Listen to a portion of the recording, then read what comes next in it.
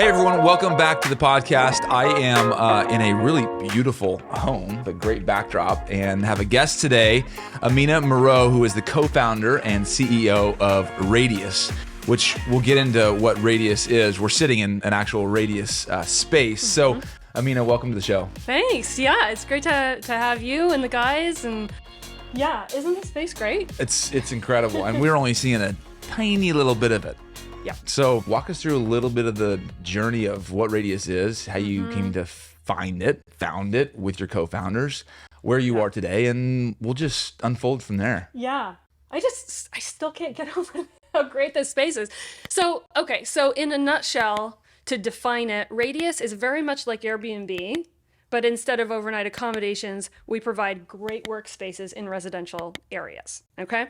So effectively, it's a space like this. It could be a guest house in somebody's backyard, an investment property. It could be a condo.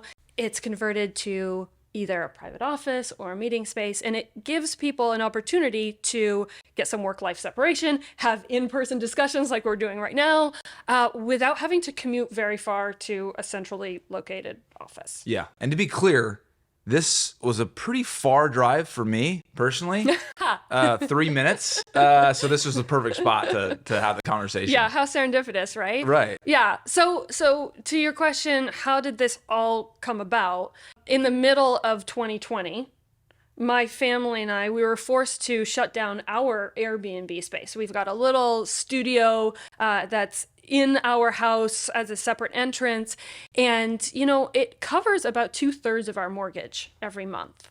And when the pandemic hit, we were forced to shut it down. And even when we were allowed to reopen, we didn't feel comfortable doing so. And the one thing that was stopping us was the idea of washing a stranger's linens during a pandemic.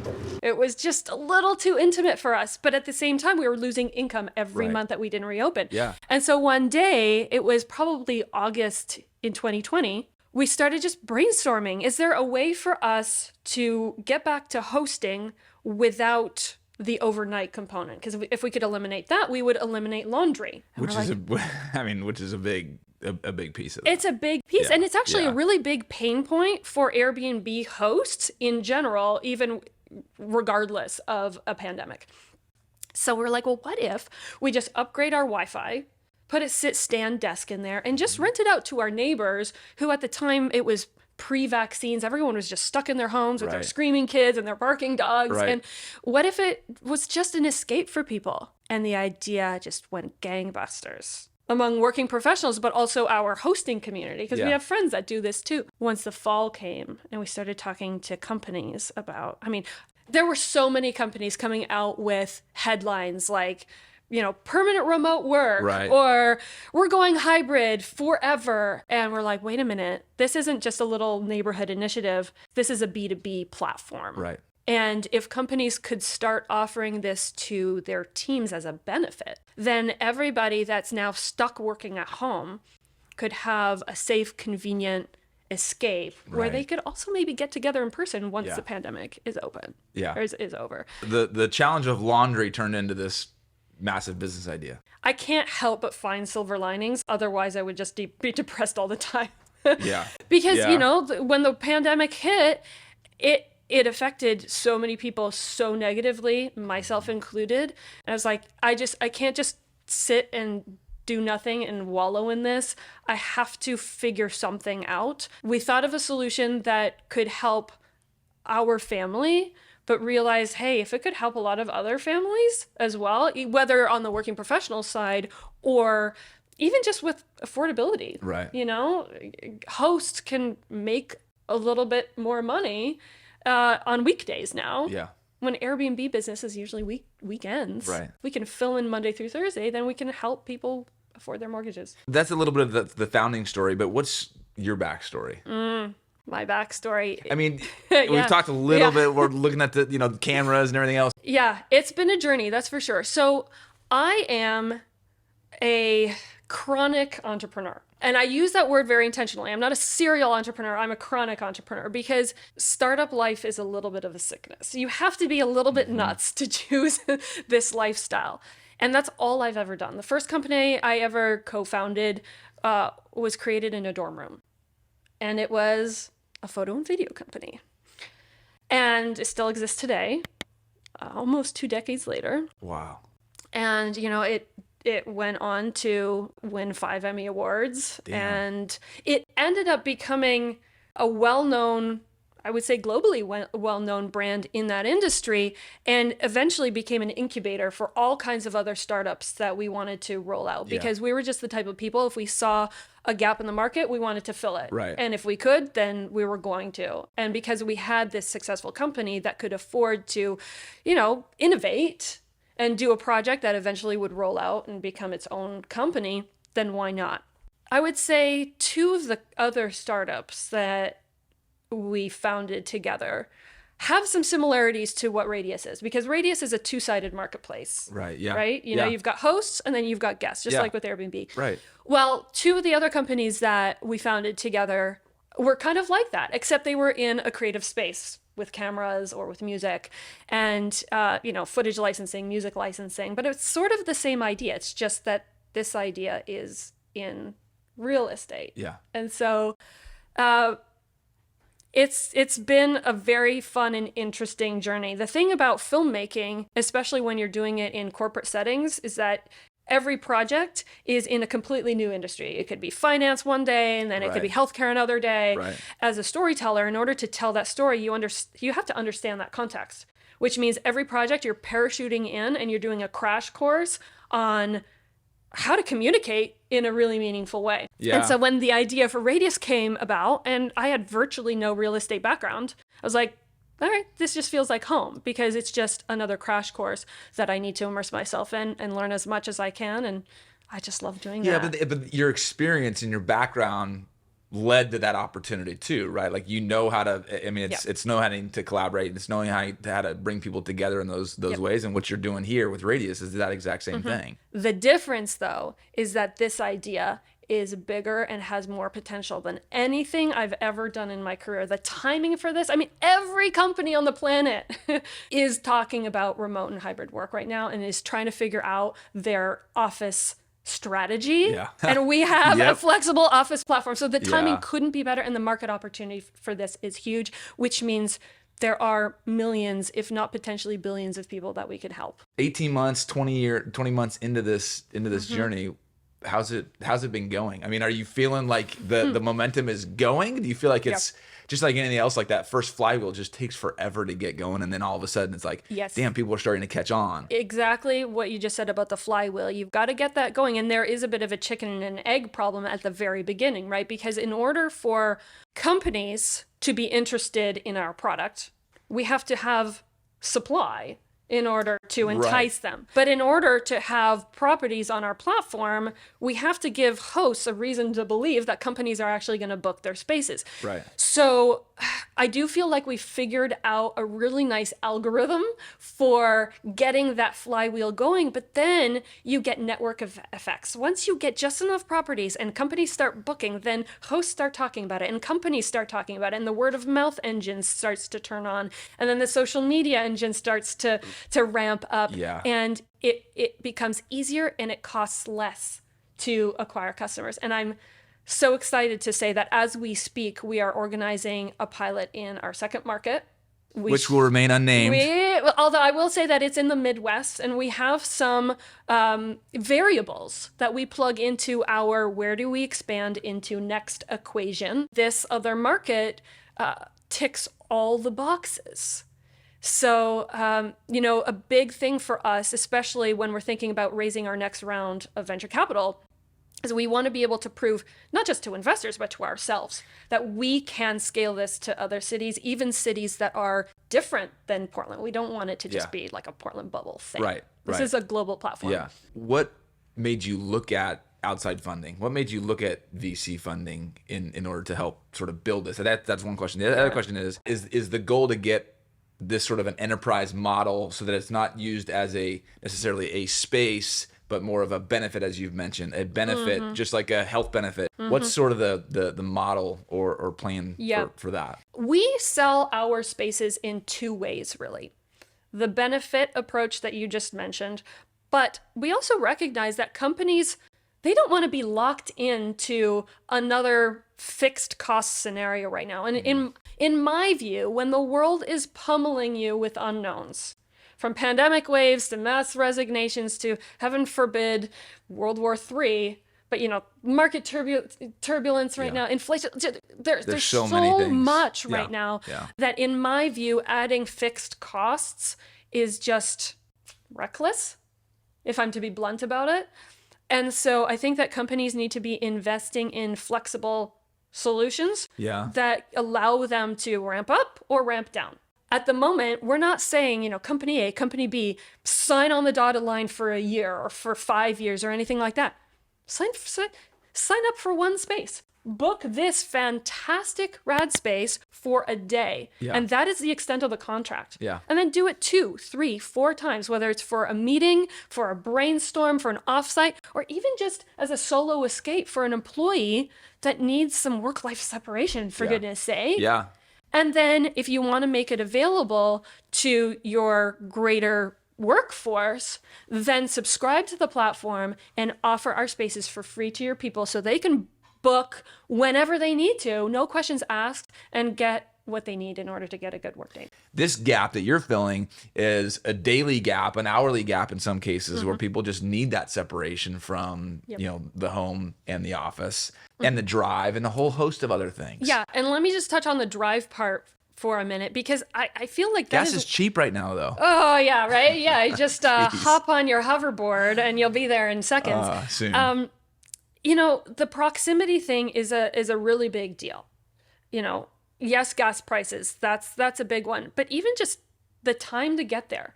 Over the last 2 years, working professionals, myself included, have developed new habits, and habits are hard to break. We're used to just being able to walk to the next room and we're online and we're ready to go. So asking people to commute, even if it's 15 or 20 minutes to a centrally located either office or a co-working space, and co-working spaces are largely centrally located. Right. It's a tough ask, even if it's only for 2 days a week. People, I think what they want is the flexibility to choose. And one of the reasons that I'm excited for Radious is that because our spaces are by definition residential, like this one, they are therefore in residential areas. We're in the suburbs. We're in your neighborhood. We're 3 doors down at your neighbor's guest house turned office, where you can walk. You can, even if you're driving maybe 5 minutes as opposed to 20, 30, 40, right? Exactly. Yeah. And if, let's say, just as an example, you live in Northeast Portland, but you work for one of those West Side companies in Beaverton or Hillsborough, or you live in Vancouver, Washington, right? Then the amount of time that it takes and sitting in traffic is not good for the environment. It's not good for your pocketbook, and it's not really good for your family life either. And so why not just meet in Vancouver or meet in Northeast and have it be convenient? Yeah.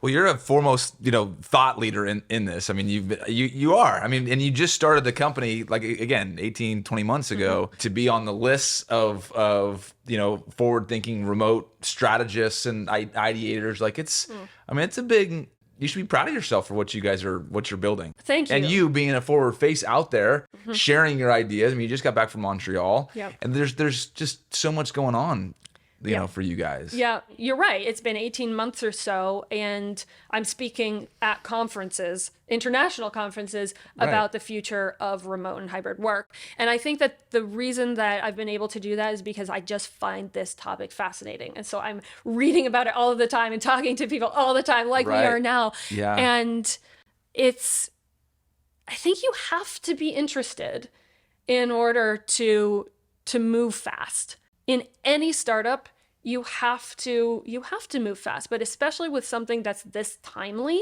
we will miss our chance if we don't go all in and love every minute of it. We have our hard days where I need a shoulder, but I think about a long chair, yes, like this, which is super comfortable, by the way.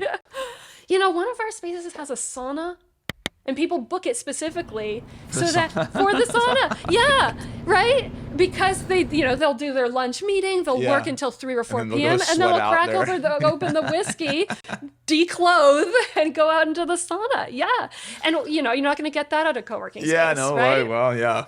Yeah. Not here. So it's about the comforts of home too. Yeah. And that's another thing that I think maybe especially for women, my hands, even now, I'm warm, but my hands are freezing. Having temperature control, having operable windows, like having a thermostat where you can, just tailor it to your comfort levels. That's something that I never thought about explicitly when I was going into the office before. But now that I'm either working from home or working from one of these spaces and I have that luxury, I feel at home. Yeah. Yeah. So sometimes it's the little things. Yeah. What's your vision for the next 18 months? I mean, your company's only 18 months old. I know. It's hard. In some ways, it feels like we started it yesterday. Yeah. In other ways, it feels like an eternity because so much happens from day to day. We closed our first round of financing in January. So we're deploying those funds now, and we've increased the size of our team. Okay, but real quick, within 15 months of founding the company, you already had an initial round of funding. Yes, we did. That's incredible. Yeah. That's a big feat. And it doesn't matter if it's $5 or $5 million, like that on a concept that was built, in COVID. Yeah. In 14 months to get that, it's incredible. Yeah. Well, and I also have to credit our investors. We've got 2 funds, both of them locally based, which I'm really proud of because I love the Pacific Northwest. I love Portland, and I'm so proud to have 2 funds on our cap table, Portland Seed Fund and then OTBC's Westside Startup Fund on our cap table. Yeah. And then we've got angels from Oregon, California, Washington, and New York that came in and really believed in us and believed in our vision right from the very beginning. Yeah. And now we're deploying those funds. Our team is about 12. I've got 2 other co-founders who are fantastic, and they're on the engineering side. Yeah. And really our goal between now and the fall is to really light Portland and the second market on fire and really start thinking about 3rd, 4th, 5th geographies as well. Raise our next round, start hiring more people on a full-time basis, and really do this because we're still in this phase where we're still learning. And it's not that we won't always be learning, but we're developing our playbooks for customer acquisition, for expansion. And one of the things that it's really exciting to me about this second market is that it's different enough from Portland that we get to identify what about our Portland playbook doesn't work there. And then fill those holes and have those learning moments so that by the time we get to city 3 and 4 and 5, as you go. we have that and it's easy to onboard. So it's very exciting. So how many spaces do you have on the platform today? Well, we just announced that we surpassed 60 a couple days ago, and I think we're at 62 today, if I remember correctly. It's one thing to go to talk to somebody like Mike who owns this place. Right. He has this one space, one conversation leads to one listing on our platform. But when you start talking to short-term rental property managers who have a portfolio of spaces, then you have that one touch point, but you might get 20 or up to maybe 200, 2,000 spaces in either one geography or across several. And then this B2B platform that we've been talking about isn't just B2B on the demand side for companies, but it now becomes B2B on the supply side, and it makes everything that much more efficient. So we just struck a relationship with another property manager who has 24 spaces. So, we're going to be increasing by about 1/3 our inventory just in one fell swoop. Well, there's also a vacation rental home company that's based in Portland. I'm sure you're having just a little one. I'm sure you're having conversations with too, as you guys scale beyond just beyond just Portland. But I think that's smart to talk. I mean, it's a portfolio wide that those, like you said, those one conversations can lead to 20 or 30 listings beyond. And like I already mentioned, those vacation rental companies like that, they're busiest Monday through Sunday. Friday through Sunday. Friday through Sunday, they're busiest. And then June through August. But vacation rental properties, whether on Airbnb, VRBO, all of those vacation rental platforms, they experience a significant dip in the winter. Now that Radious exists, this is the first time that homeowners and short-term rental property managers can supplement their income in this way, because weekdays are work days. Those days are our bread and butter. And if you think about the winter, when people aren't vacationing, which is what contributes to that dip, what are they doing? They're working, and we're a working platform. So it's an exciting value proposition for those homeowners to be able to then supplement their income, subsidize their mortgage, and it's a win-win. Yeah, yeah. What do you see as next for the future of work? The most resounding feedback that I've gotten talking to companies and attending these events is that flexibility is the number one thing to be offering employees in order to A, retain them, and B, to attract them. Offer a menu of options and then let people choose. And there's another reason to do it. It's because if behavior is a much more reliable metric than self-report. So you can send all the surveys you want out there, but the data you get back is never going to be 100% accurate, right? Right. And if you base your decisions on inaccurate information, and those are high stakes decisions, you're going to be kicking yourself. So behavioral data is way more reliable. But if you force people into those behaviors, then all of a sudden that data becomes meaningless, because all you're gleaning is whether those people are willing to listen to you or not. It says nothing about their preferences. So if you offer them a menu of options, working from home, working from the office, working from a co-working space, being in a park, being in a rad space. Working at Radious. Yeah. I mean, yeah. It is, right? Then you let them choose. See what they do. And let me give you what I thought was a fascinating example. The University of Ohio, I think it was. My co-founder told me this story. They have buildings, right? And they wanted to put paths between the buildings. Yeah. They were mapping out, we could go here, we could go here. And what they ended up doing was, before pouring any concrete, they just put down grass. And for the next year, they let people walk wherever they needed to go in order to make the most efficient line to the building that they were going to. And over that year, the grass got trampled. Yeah, you could see, And there were patterns emerging. Yeah. And then they poured the concrete. And if you look at it from a bird's-eye view... That's a really interesting way to do it. Isn't it? It makes a lot of sense. Right? Yeah. And so if you look at it from a bird's-eye view, it looks totally chaotic. It doesn't look like something an architect would actually design or, Totally. But it just makes perfect sense. Yeah. And it's such a great example of letting people give you behavioral feedback and then designing something super efficient afterwards. Let's not put the cart before the horse. I think that's a big, we see it obviously in our industry, we see a ton of that. A gorgeous space that's beautifully done on covers of magazines and everything else. But on day 1 use or day 2 use or day 400 use, some people just don't want to, they don't want to touch it because it's so beautiful, right? Yeah. And so the functionality, it's more form than it is function. I mean, it doesn't cost any more to do. It's just... It's just being thoughtful about what that is. Exactly. And making the effort to watch and listen. And that's the other piece of advice that I can't stress enough for companies is watch and listen.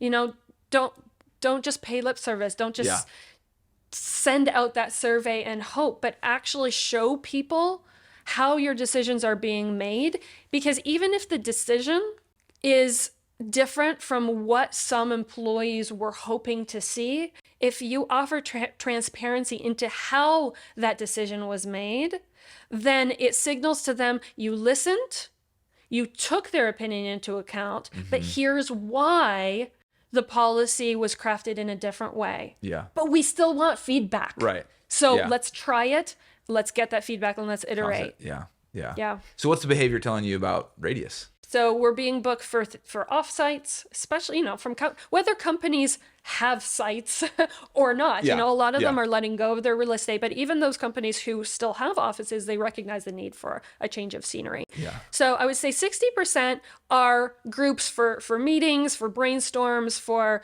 a specific purpose, and they might stay for the rest of the day and just co-work side by side, even if there's not something scheduled for the rest of the day. Right. And then 40% or so of our bookings come from individual employees that just want a space for either themselves on their own or work with a friend.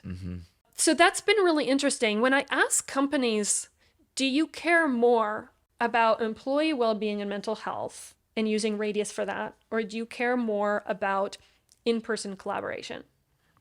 So far, the trend has been more companies care more about the in-person collaboration. And it's not because they don't care about the mental health aspect, but it's because, and I think that this is right, that being together in person once in a while actually helps with the mental health, totally. right? Yeah. And it's a byproduct of coming together and exactly. Yeah. And if you're getting people out of the house, then for those in-person moments, then you're mitigating all kinds of things. So as I like to say, you're feeding two birds with one scone. Yeah.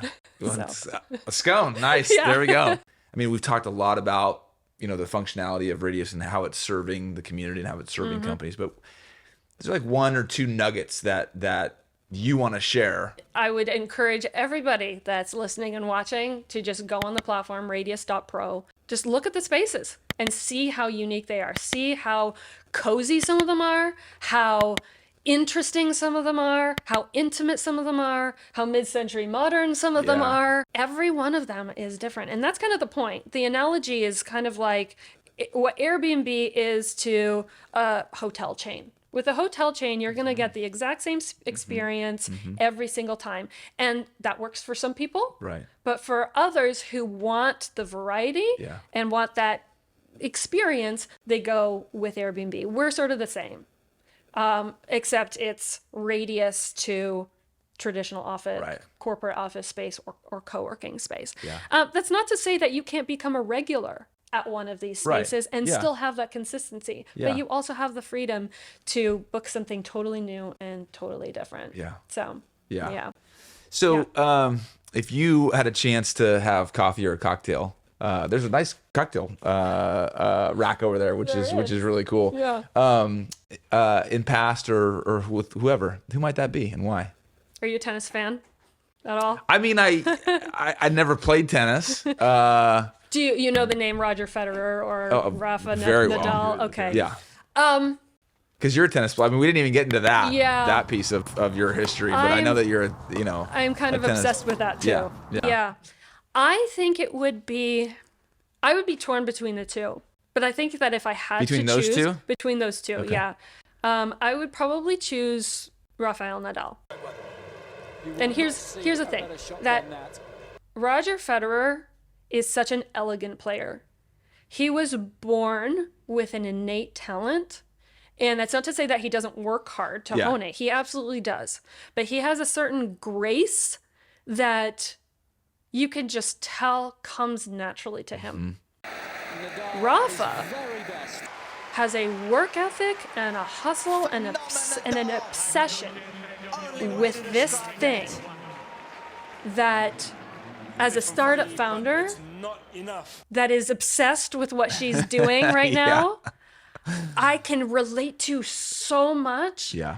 And it's not to say that he doesn't have talent, because obviously he does. Clearly. Yeah. But I don't think it's the same kind as Roger. Yeah. And so to watch him surpass Roger with that hard work and that intensity is extremely inspiring. So do you have any of those superstitions that Nadal does? I mean, he does all the things when he's I mean, before every serve, he does the exact, I mean, he is regimented beyond belief. Yeah. I mean, he does this thing, he does all of his, I mean, he has watching rituals. him play, he has total rituals. He has rituals. And some people have speculated whether he has a mental health issue with that and whether it's a compulsion or if it's just a ritual. And I don't know, I can't say. As an athlete playing baseball, like baseball players have tons of those sort of, it's not that's superstitions. Yeah. Like little things that you do you know, to get you, you know, in that. But whatever zone. it is, whether It works. it's, you know, whether it's just he's wired a little bit differently, or it's working. It's working. And keep doing it. keep doing it. So for those that may want to connect with you personally or connect with Radious, where should they go? Yeah. I am on LinkedIn all the time. Yes, you are. And you put out some fire content too, by the Thank way. you. It's really, really good. So just search my name and connect. And if you want to connect beyond that via email or Zoom or meet with me at a Radious space, which we're testing out the names Rad Spaces now. Rad Space. So we'll see. Interesting. We're testing. Yeah. Radious, the company, Rad Spaces. We're leaning into that word rad a little bit. Yeah. So let's meet up. Awesome. Well, Amina, thanks so much for joining me on the show. Yeah. It's a pleasure to learn more about what you guys are building at Radious. It's just really incredible. Cool. So thanks so much for being on the show. Yeah, thank you. This was great. Yeah. Awesome. Cool.